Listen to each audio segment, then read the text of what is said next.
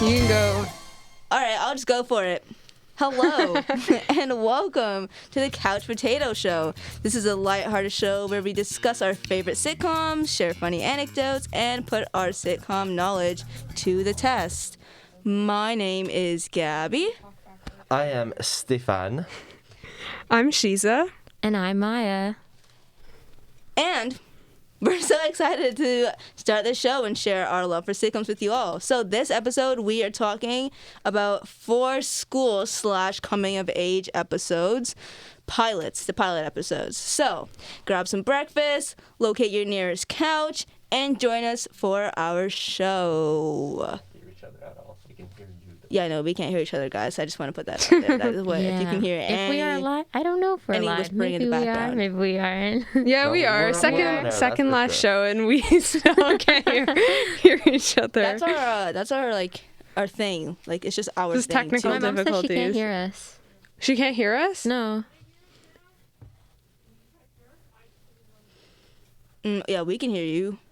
Wait, hold But on. we don't know if Yeah, we the can have a team in the back, audience can no hear problem. us. And we can't hear each other. Or Like, I no. can hear them because they're in the same room, I don't know but if it's you not can hear coming through us. the headphones. Rip.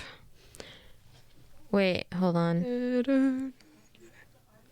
I don't think Apparently so. I not. don't think so. Oh, wait. Yes, you can. I don't know why my mom can't hear us. So they heard the intro, yay or nay? I think so. What's the intro? Do you want to do one just for safety? Yeah. Second intro. You know what? I'll just say what we're doing today. I'll just say that. We are gonna be sharing our favorite school/coming-of-age pilot episodes. So if you missed that the first time, that is what we are talking about today. So let me just say it one more time because this is really important. You have to grab your breakfast, locate your nearest couch, and make sure that you're listening in. I mean, I'm assuming you're listening in if you're hearing this. I'm telling you this, but do that stuff. Go get your breakfast right now. We'll wait. I can hear the urgency in your voice. Like, Sounds really serious. Well, breakfast is the most important meal of the day. Grab your cereal now. Except I didn't have breakfast. I haven't had breakfast in a day. I had breakfast yesterday. I don't know Then what you I'm can't saying. be the spokesperson for breakfast if you haven't had breakfast today. How many times do you actually eat breakfast? Like a week? Probably like maybe 2 or 3 times. See? But I'm not out here being a spokesperson for breakfast. Do you eat breakfast? yeah, I had a nice bowl of cereal this morning. Oh, nice. Yeah. Nice. Sheeza, do you? I had like breakfast before sunrise because I'm fasting. So, so yeah. Right on. Yeah, I just usually don't eat breakfast. So did you eat breakfast and go back to sleep? Yeah, for Okay. like a solid hour and a half. Nice. What'd you have for breakfast? I had oatmeal and like a sandwich. Ooh. Nice. Nice. Oatmeal's good. It is When does Ramadan end? in a month. So in May, like in May or like the end of April. Yeah, end of April, start of May time. Nice. Yeah. Very nice. See, they should do it in January. It'd be easier. You know, it like goes back a week every single year, so like it'll end up in January eventually. Oh, really? That means Does it? it'll end up in July one year too. Yeah. And then you'll be screwed. Yeah, Sun's it's just not gonna. set. So what do you do if you're in the north, in like Yukon or Northwest Territories where the sun like never sets? Well, there's still like specific timings for like the sunrise and sunset, Oh, okay. regardless of whether you can see it or not.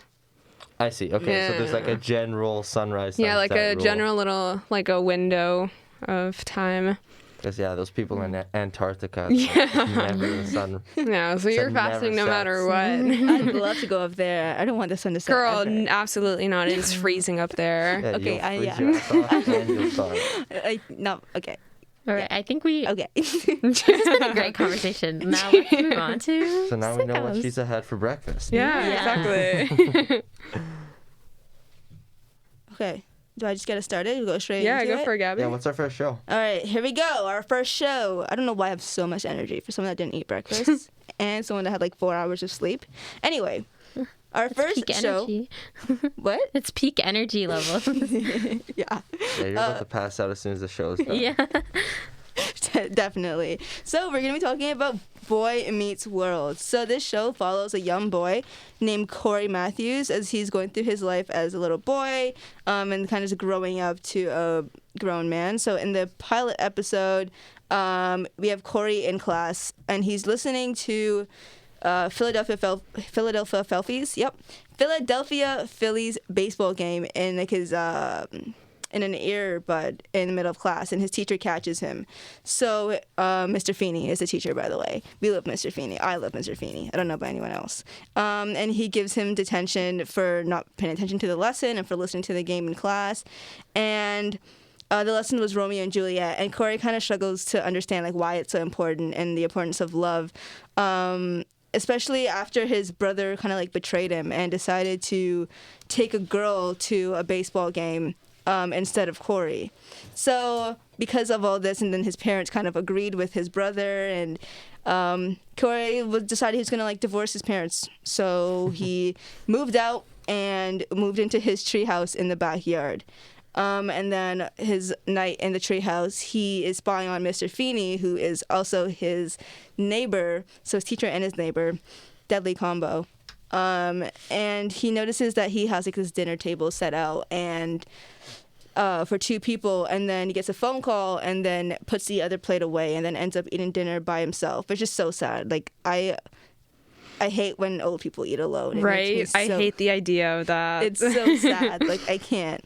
So then he decides to talk about it to like Mr. Feeney in his detention, and then Mr. Feeney, as always, gives Corey this like amazing life lesson. And yeah, and then pretty much we got Eric returning from his date saying it didn't go well, but after Mr. Feeney's lesson to Corey, Corey decides to convince Eric to try again with the girl because apparently love is worth it. And this is what Mr. Feeney told Corey. And what I love about Mr. Feeney and Corey is that Corey will listen to Mr. Feeney. Mr. Feeney will always have a lesson for Corey, and he'll always he'll take something from it.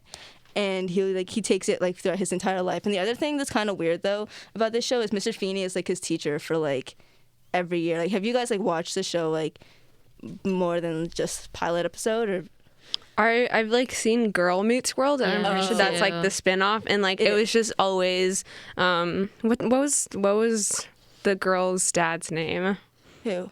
Like it was Rowan Blanchard and Sabrina Carpenter. What was their teacher's name? Oh, Corey. Corey, yeah. It was always Corey every single year being their teacher. Right, like it just never changed. It's the same thing with like Constant, Corey when he was a kid. Mr. Feeney makes like a guest appearance, I think, at one point in the show. Yeah. In Girl Meets World? Yeah. Oh, cool. Yeah, so that's like, I guess they made it kind of the same way. So Mr. Feeney was Corey's teacher for like every year. Like, I was always like, why is he still his teacher? Mm-hmm. And then they did the same thing in Girl Meets World when Corey became a teacher. He was their teacher every year. But it was also like so ridiculous because it was her father, and I always see this on TikTok.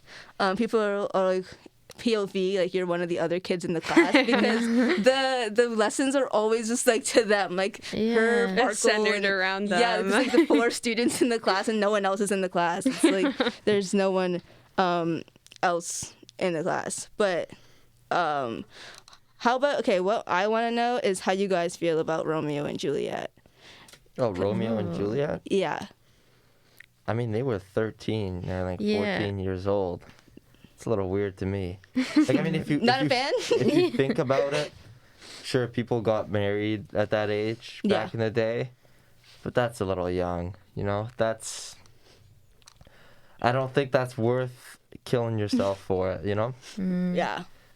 So Romeo and Juliet's not your most doesn't make the most sense. Yeah, I don't think that is my go-to love story. Mm-hmm, right. Not at all. So you kind of understand where Corey's coming from. Yeah, I won't even say it's a hot take. Like, I get it. Cool play. Shakespeare wrote it. It's nice. Yeah. Maybe Shakespeare's got some better stuff or not.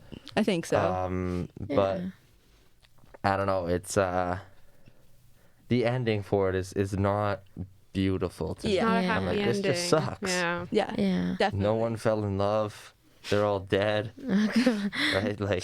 Yeah, even in like with Corey in like the actual show, when his brother like gives away his ticket to the girl he's taking out. I even thought that was like a little like, okay, come on, like your brother loves this, like you were supposed to go together, like you can take this girl to see something else or No, that was another a big move. day. Yeah, and I was so surprised that the parents agreed, but I was like, okay, for love, I guess. But No. If you're taking your brother to the game, you're taking your brother to exactly, the game. yeah. Like, it's just the way it works. There's family love too, right? You 100%. gotta take care of your family. So. And I mean, is romantic love even worth it? Come on now. It like worked out, you know, I get it. You know, you got a big date or something, it's important. But if you had promised the game to your brother or sister or family, that's locked in. Don't go back on it. Yeah.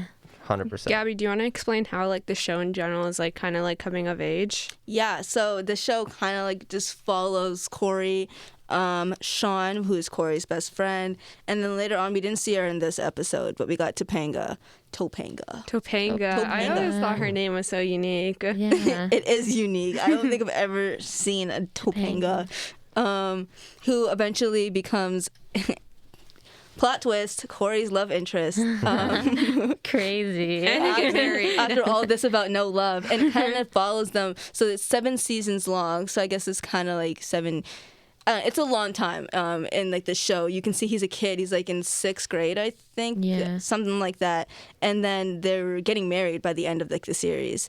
Well, really? Yeah, I think there's an episode of their marriage. You know what I actually liked about the show? Crazy.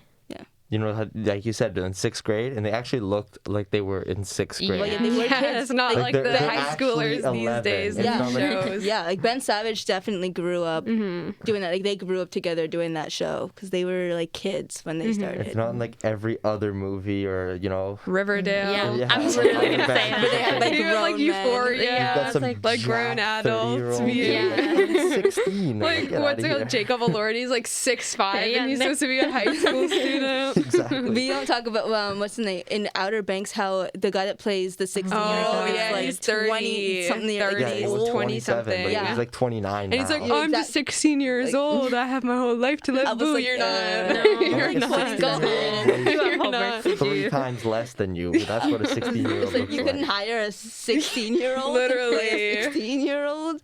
But yeah, I guess they did this because they wanted it to be a long time show, and they have a kid, and they had him growing up on the show, and he did, and then he got a spinoff. Well, I guess he did get a spinoff. I think they do that for like working regulations because like if you're 18, they can make them work longer. So, Yeah, that's true. but like still make them look a little younger. You know, like get a kid get someone that looks like they're young. Yeah. Like a 25-year-old that looks 15. Yeah. Yeah. Exactly.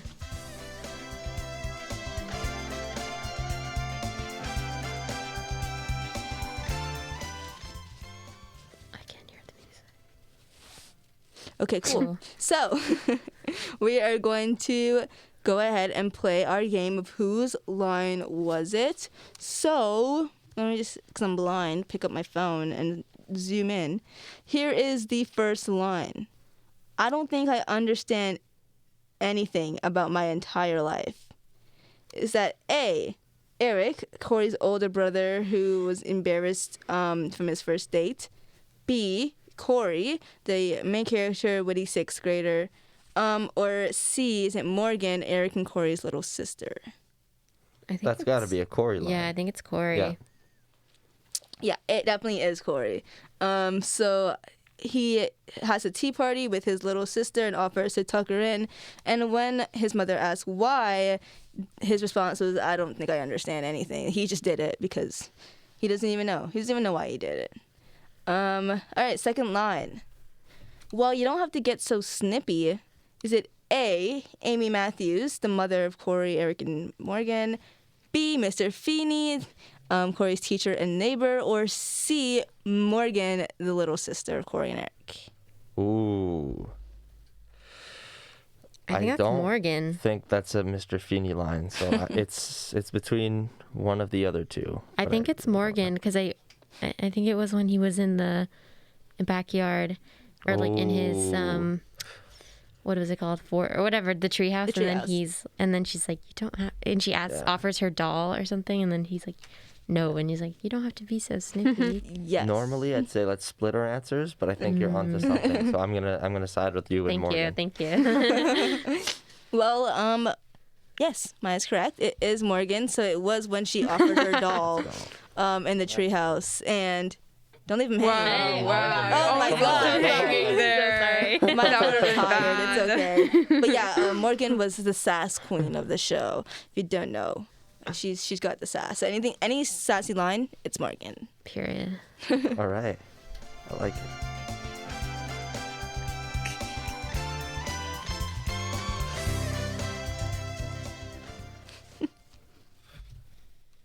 Okay, so the next coming of age show that we're going to be talking about is my all-time favorite currently, which is Dairy Girls. This is a show that covers the lives of 4 girls and a guy around the ages of 15 years old, and they just talk about their crazy lives in Londonderry, which is a place in Northern Ireland during the 1990s. This is also around the time when like the IRA is active and there's a lot of conflict going on. So it just kind of shows you a humorous perspective of what it was like to live in a situation like that. So the episode itself starts with Erin Quinn, who's kind of like the lead, waking up for her first day of 5th year, and her cousin Orla has like woken her up to her reading her diary. So like Erin is like super pissed off with Orla already. She meet her friends Claire, and they head to a candy shop before school.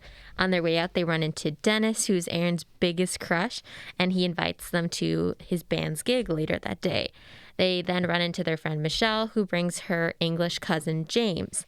And James has just moved back to Ireland with his mum, but since he's British and the Irish don't get along, there was concern he would be beaten up if he attended the all-boys school. So they decide to send him to the all-girls school, and that's kind of how he joins the group. They end up getting into a fight with the first years on the bus, which leads them to a discussion with the head nun, which then leads them to detention. So a bunch of chaos happens during detention. The nun that supervises them, who was 98, by the way, ends up dying on their watch. And they get into some major, major trouble. And that's kind of the first episode. There's a lot going on. But I don't know if you guys have seen Dairy Girls, but if you haven't, what did you think of the episode?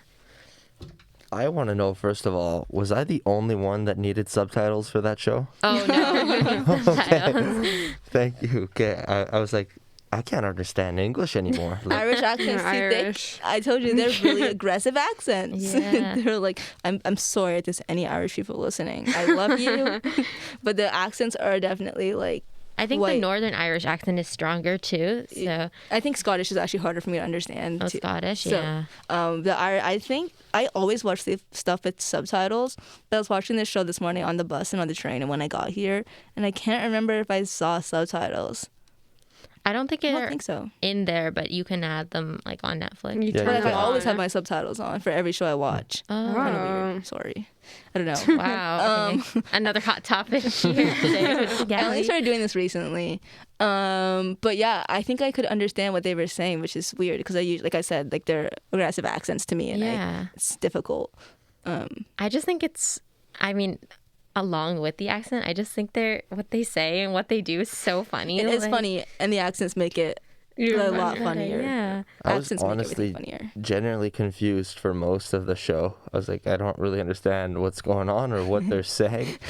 But this sounded so chaotic. Like the ending where the nun dies. I'm like, that could not have been a worse timing. Like, amazing situation. They're all one's trying to escape, one's peeing in a bucket, one's going through her purse. Yeah. One is like playing with the dead nun's face, and then she's dead.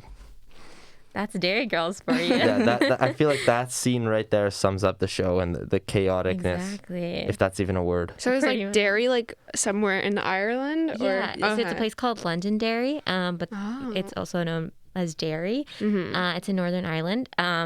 So yeah, it actually like is kind of almost like it's a new kind of representation too, because it's something we haven't really seen before. Yeah. And it talks about like what it was like to live during the conflict of the IRA, which was also I think attacking UK, because it's under the I don't want to get into history because I'm not going to say this right, but there was conflict going on between the two. And I know there's like conflict too between Catholics and Protestants in that area as well, which comes up in the show. Yeah. Whoa, look at you being all in the know. I know. So you get to learn a little too while seeing it. But it's like a fun perspective, and I think it's a funny take while also like educating people too.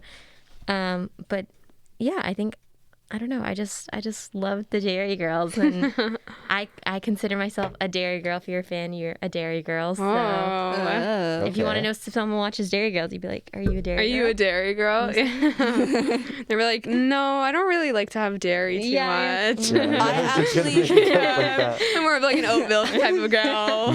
I actually spelled it as dairy because I don't know, I forgot that it was DERRY. Yeah. So I'm typing it into Netflix as Dairy. Dairy Girls. And then it showed up eventually. I was like, right. Because I knew the name was Dairy Girls. I just forgot that it's not spelled like dairy, like milk. So you should make a spin-off called Dairy Dairy Girls. Yeah. And they're Girls all that drink working a lot at of the milk. milk farm.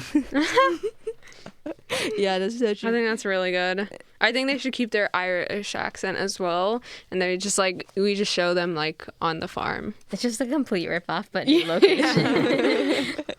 The whole like Christian, not Christian, like Catholic and Protestant thing. I liked when she was talking about Macaulay what is his name? Yeah, the Home Alone. Yes. Yeah. Macaulay Culkin. Macaulay Kevin Culkin. Oh my god! I'm gonna Hold up. Let me. Why is his name gone? Macaulay Culkin. She was talking about him, and then the mom's like, "Is that the Protestant boy?" Blah, blah, blah. Macaulay Culkin. Yeah, okay. She was saying, she's like, "Oh yeah, Macaulay Culkin's divorcing his parents. Yeah. Like we children have rights now, Mom. It's true." Yeah. And then she's like, "No, they don't. Like, who is this bad influence?" to Right, me?" right. And she has like no idea that it's like an actor. Yeah, she's like, one of these Protestant boys. Get them out. And she's like, "Yeah, whoever he is, you can't see him again." And the girl just went along with like, it. Fine. I was like, you don't see him. Oh my god. He's like famous and American.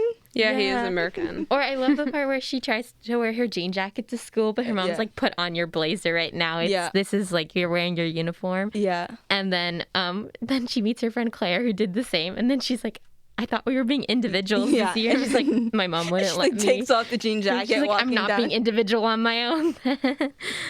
That school seems a little scary. Something about they probably like said it like this, but it was like dark. Like I was like, is this school not well lit? No.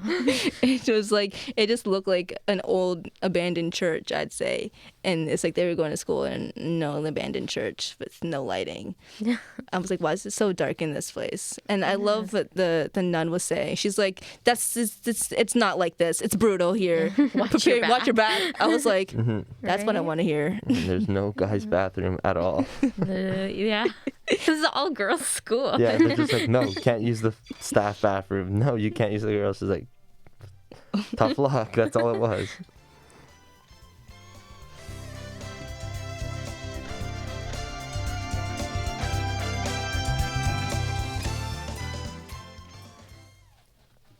All right, so we're going to be playing another round of Whose Line Was It? Dairy Girls edition. Just if you don't know, Whose Line Was It is, we're going to be saying some iconic lines from the episodes, and you got to guess who said the line. All right, first line is, "No, I don't smoke. Why the hell do I not smoke?" Was it A, Quinn? I think I just gave the wrong name. It's Aaron. Okay, is it A, Aaron, the main character in love with Dennis, Claire, the quirky best friend who's terrified of everything, or C, Orla, the kooky cousin who has strange hobbies? That's got to be Aaron trying to impress Dennis. Yes. I think I remember that scene. Yeah. Yeah, you guys got it. It is A, Aaron Quinn. Dennis runs into the girls and asks if anyone has a lighter, to which Quinn replies with that.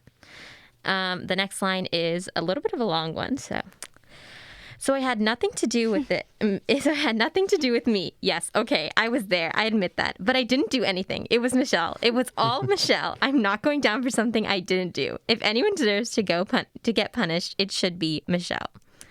Who said that? Was it A, James, the shy British guy who everyone bullies? B, Claire, the quirky best friend who's terrified of everything? Or C, Erin, the lead girl with strict parents. It's clear. I remember this so much. I remember vividly the Irish accent and everything.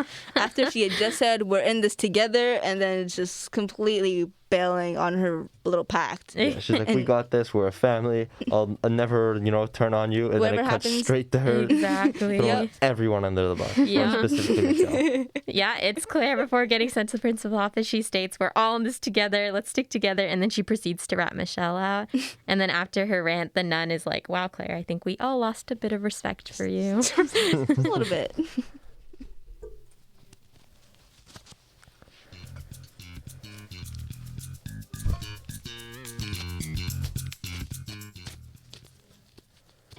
All right. I think it's time for our show number 3. And that one, we are going to throw it back to the cartoons. A big surprise. Again, me talking about cartoons. But anyway, we're talking about Big Mouth, a nice coming-of-age show.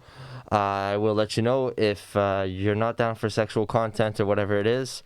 I mean, maybe don't watch Big Mouth, because this one, we probably call it a coming-of-age, and coming spelt with a U. That's probably the best way I could describe it. Sponsored by our Essentially, it follows a couple kids in grade 7, I believe, is where they start off, and they're going through everything that any grade 7, 6, 7, 8, 9 kind of any teen in their puberties would go through. It's super exaggerated. There's lots of funny emotions, and there's not a beat that is missed. They've each got their hormone monsters, and these are kind of like the devil and the angel on their shoulders that kind of tell them what to do. They're in the back of their thoughts.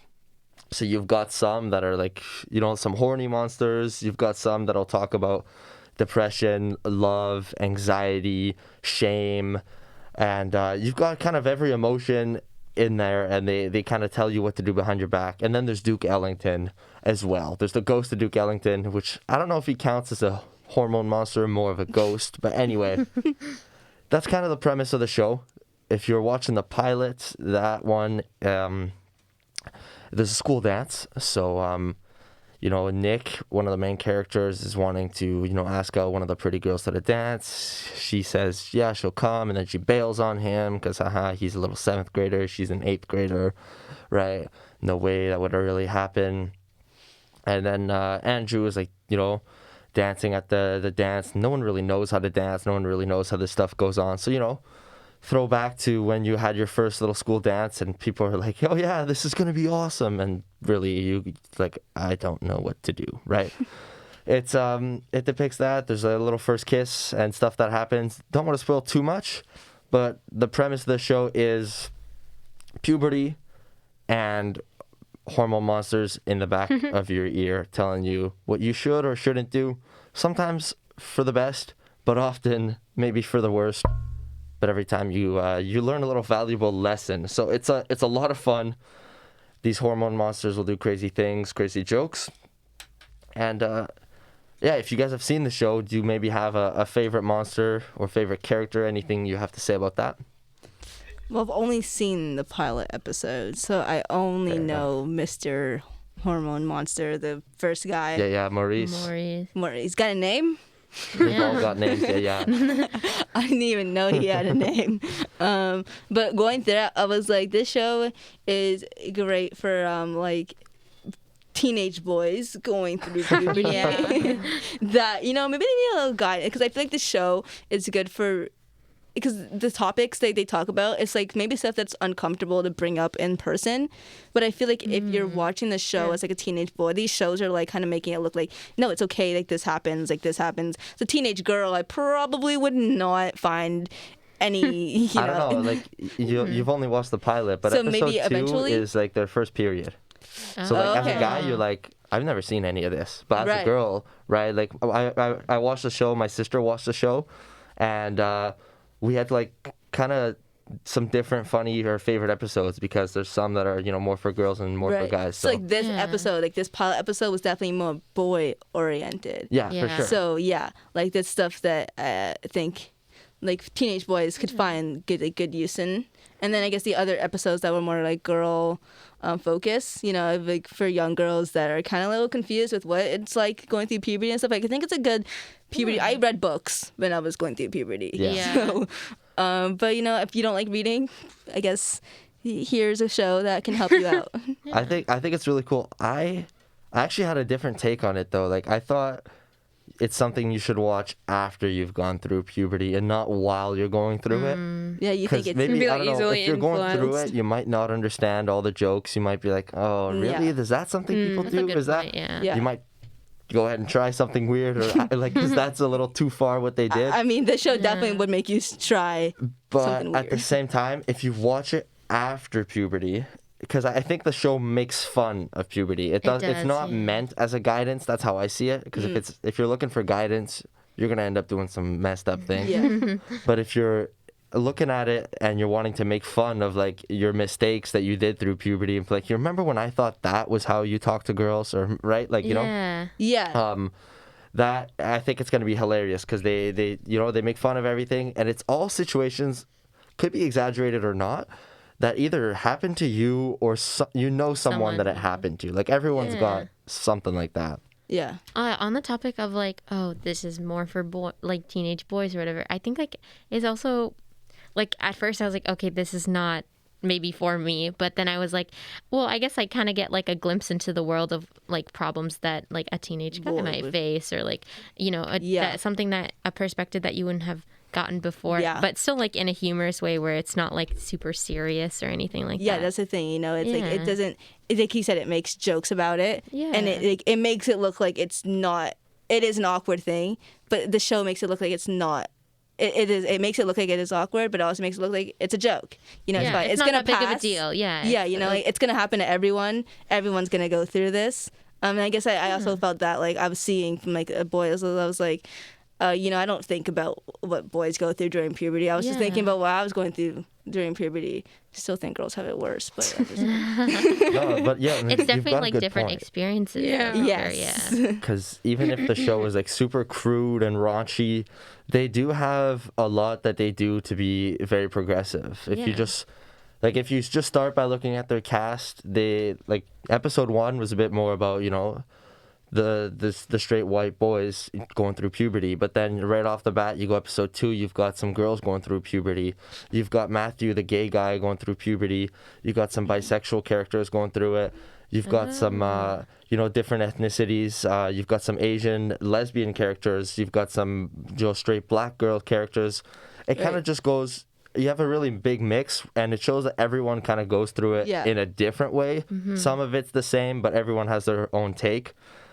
They even they kind of progressed through it where like one of her characters, Missy, who was voiced by a white girl, they switched it and made her voiced by a black girl because she thought it was more appropriate, and definitely was. And even they do things like they keep up with what's actually relevant and what's going on. One example that pops up right in my head is the logos, how like everything like cancel culture and logos, and right when our school, Ryerson, was going through the whole logo change and, you know, the whole name change, they had their school in Big Mouth have an offensive logo, and they had to change that. So like I think really it's cool that, interesting. you know, they're really raunchy and crude and all that stuff, but they still manage to be diverse, inclusive, intersectional, and, you know, push that at the same time.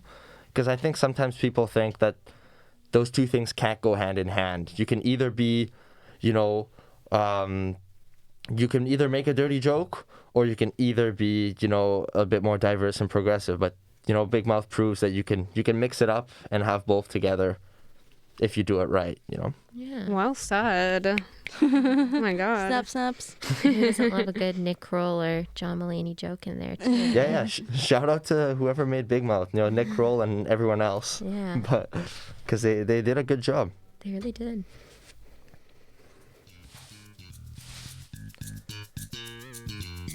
Why is Seinfeld that's playing? Hey, it's a good song. It gets me fired up every time. So I will never complain about it. Anyway, if you guys haven't guessed it already, we're going to play a little game. And we're going to see if people can guess the lines of Big Mouth. And let's start right off with, all right, that's it. Let's find a curb and smash that pretty little face of his. Could that be A, Andrew, the best friend of Nick? B, Jay, the rowdy magician, friend of the group? Or C, Maurice, the hormone monster who follows Andrew around? I'm pretty sure that's Maury. Yeah, it's definitely a hormone monster that has a name, apparently. Yeah. I mean, like, you know, Andrew and Jay can sometimes get a little aggressive, specifically Jay, but Maurice is the only one that's going to suggest curb stomping somebody, so you got it. Sounds very 100%. aggressive. That was when Nick ditches his friends for a girl, right? Kind of exactly like in Boy Meets World. The appropriate reaction of Maurice was, all right, we got to curb stomp him. Second line, oh, poor Nick. He's confusing the food pyramid with the food chain. Could that be A, Andrew, the best friend of Nick? B, Coach Steve, the old ball gym teacher, and this guy is the dumbest character in the entire show, by the way. Or C, Jesse, the sarcastic and witty friend of Nick and Andrew. It's Andrew. Yeah. Yeah. At the dance. Yeah, you got it. So that's, Andrew and Nick, they kind of, poke fun at each other every once in a while. And that's when, again, Nick gets ditched by Olivia, tries to come up with a witty comeback for the guy who stole her away. And Andrew watches this all go down. And he says a little line about the food chain, food pyramid. So you guys killed it. 2 for 2. Well done. All right. We're doing pretty good in these games today. Oh, yeah.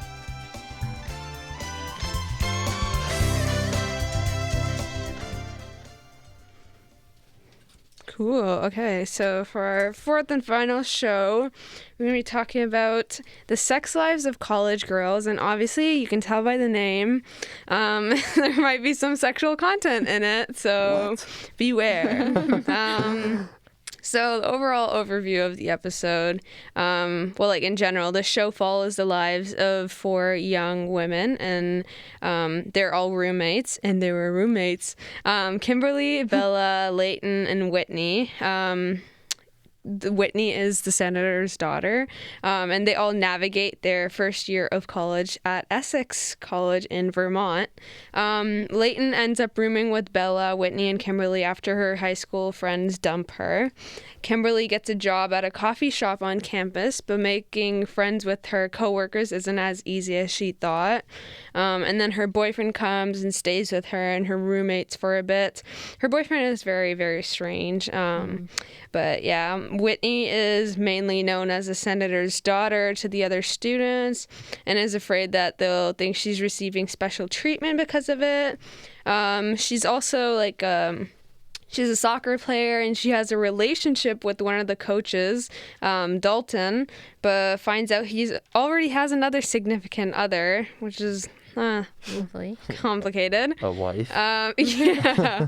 And then Bella is fixed on working for the Catullin, their college comedy magazine, as a writer because she wants to break into the comedy world.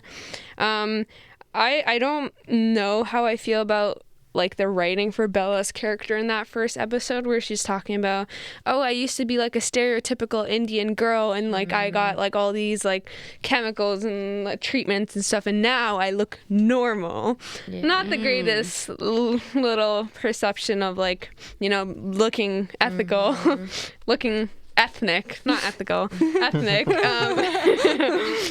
But yeah, that was a bit upsetting with the writing because it is also Mindy Kaling, who's a color, a woman of color, and but other than that, for the most part, it's a very interesting show. But yeah, what'd you guys think?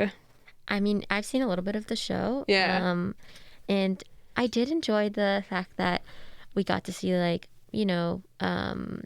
more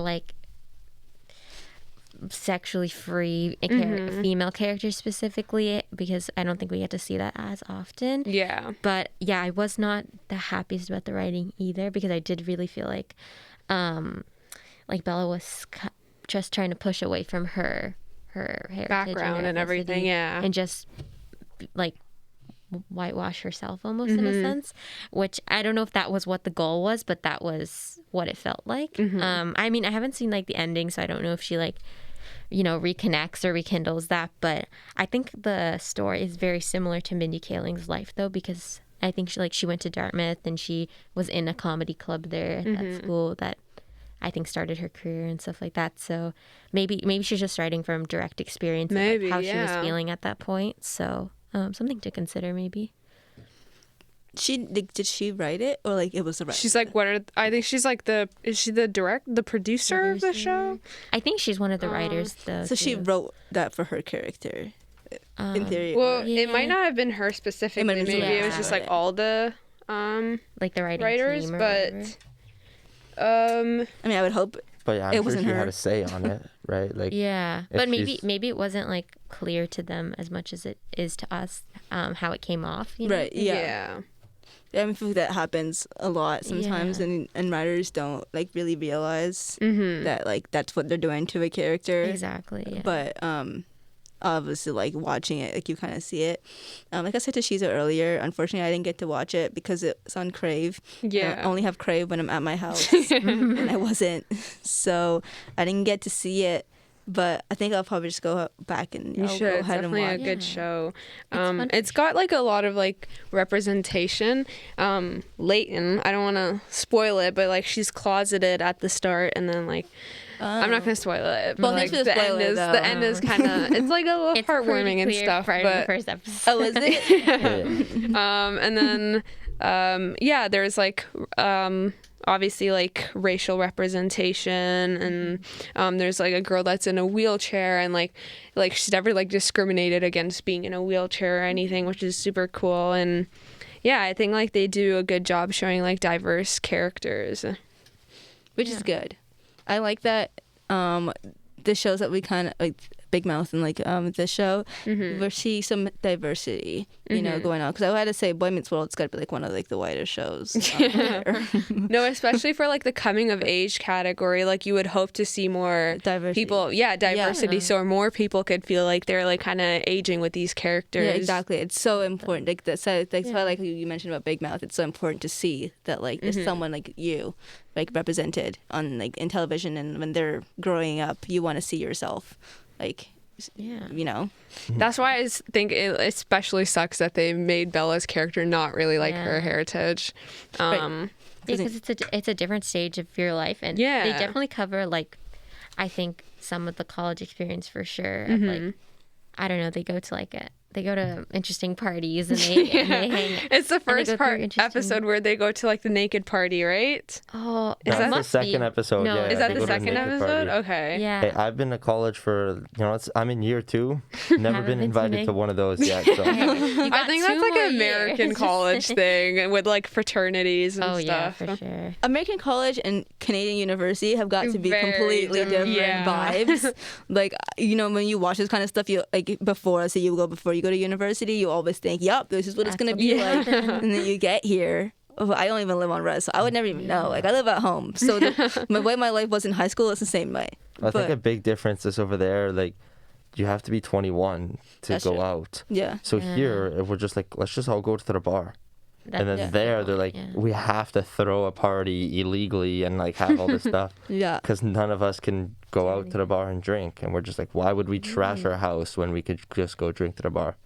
I think it's also supposed to give Ivy League school vibes. And so they must definitely also have their own experience there. I'm not really sure what goes on there, but Ivy League schools. Well, yeah, because it's what the senator's daughter goes there, so I feel it must. And one of the students, I think, struggles with tuition and things like that. Yeah, it's definitely an expensive school. Yeah, something that's. And it's also a white character that deals with the she talks about being poor and stuff, which is very interesting that they showed the white character doing that. But the other white character is super rich. Exactly. So, yeah. Balancing it out. Yeah. Definitely got, I think, maybe a little bit of redemption or some things to change, but it's definitely got a lot of potential. For sure.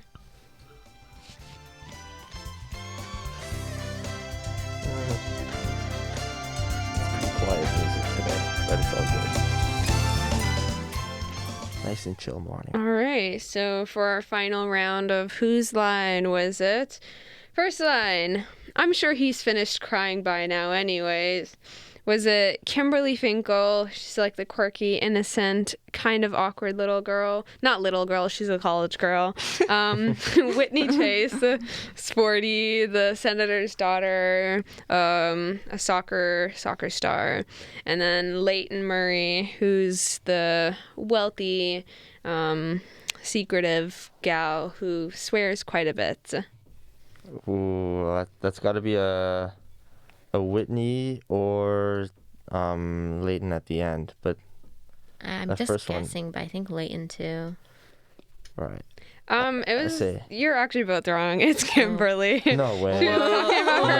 She was talking about her parents because like her dad was sad to drop her off at school. Oh. And he was like bawling in the front of the car. And then like Whitney asked if Yeah, I think it was that. Kimberly's parents are sad to be leaving their daughter at university and her father is bawling. And then Whitney asks if Kimberly is okay. And she says this line as she waves goodbye to her parents. Yeah, I'm sure he's finished crying by now.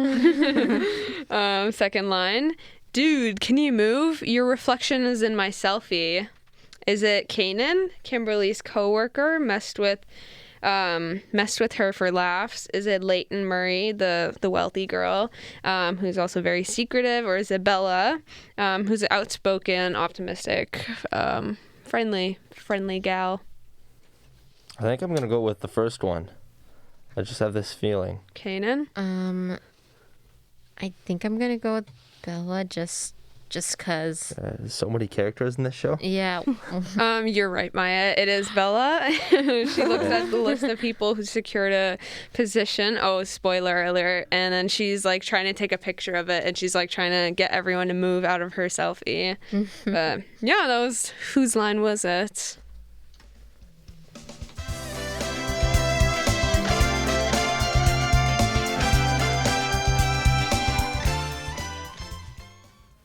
Alrighty, well, that wraps up our show for today. I said we covered a lot today. We really did. We covered a lot of stuff about representation and diversity and growing up, puberty, all that. Very fun. We talked about Boy Meets World, Dairy Girls, Big Mouth, and the sex lives of college students. So we want to know what you guys thought about the show. Is there anything we missed? Anything that you thought we should have talked about? Maybe stuff we shouldn't have said? I'm kidding. Never tell us that. Let us know if there's anything on our Instagram at couchpotato.show. Okay, I'll say that again so you can write it down on a notepad. Get your pen right now at couchpotato.show. Thank you for listening, and we'll see you guys next week. Is our finale, so yes, see you tune next in week for our finale episode. At 10:10 a.m. on the dot. Assuming assuming we figure it out on time for our last show. Yeah. We can do it, I believe it. But it's okay. Be here early because it's our last show. You want as much as us as you can get. Exactly. So soak it Come in. for Maybe the we'll tech go support live for mic stuff. check. You don't know. Yeah, exactly. Yeah, come for the mic check. Yeah. It'll be a good time.